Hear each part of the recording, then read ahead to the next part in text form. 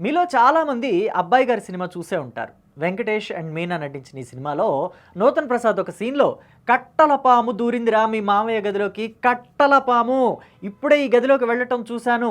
కట్టల పాము" అని చెప్పేసి నొక్కి వక్కాణిస్తూ ఉంటాడు. అంతలోకి వెంకటేష్ ఆ గదిలోకి వెళ్లి చూస్తే పరుపు దులపగానే పెద్ద పెద్ద నోట్ల కట్టలు భారీ స్థాయిలో బయటపడతాయి.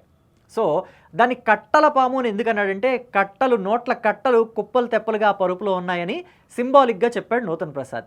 అయితే ఇప్పుడు కూడా కాంగ్రెస్ పార్టీ సీనియర్ నేత, ఛత్తీస్‌గఢ్ మాజీ ముఖ్యమంత్రి భూపేష్ బఘేల్ ఇంట్లోకి కట్టల పాములు దూరాయేమో అని చెప్పేసి అనుమానంగానే ఉంది. ఎందుకంటే ఇప్పుడు ఎన్ఫోర్స్‌మెంట్ డైరెక్టరేట్ అధికారులు ఆయన ఇంట్లోతో పాటుగా ఆయన కుమారుడి ఇంట్లోనూ, అలాగే వాళ్ళకి సంబంధించిన 14 చోట్ల ఏకకాలంలో సోదాలు చేపట్టారు. ఈ క్రమంలోనే ఆయన ఇంట్లోకి, భూపేష్ బఘేల్ ఇంట్లోకి ఒక కౌంటింగ్ మెషిన్‌ని కూడా తీసుకువెళ్తున్నారు.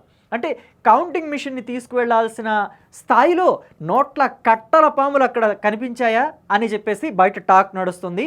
మరి ఇప్పుడు కూడా నోట్ల కట్టల పాములని ఎందుకు అంటున్నానంటే, అక్కడ కనిపించిన నోట్ల కట్టలు, కరెన్సీ నోట్ల కట్టలు ఏ స్థాయిలో ఉన్నాయి అనేది ఇంకా బయట పడలేదు కాబట్టి కట్టల పాములు అని చెప్పాల్సి వస్తుంది.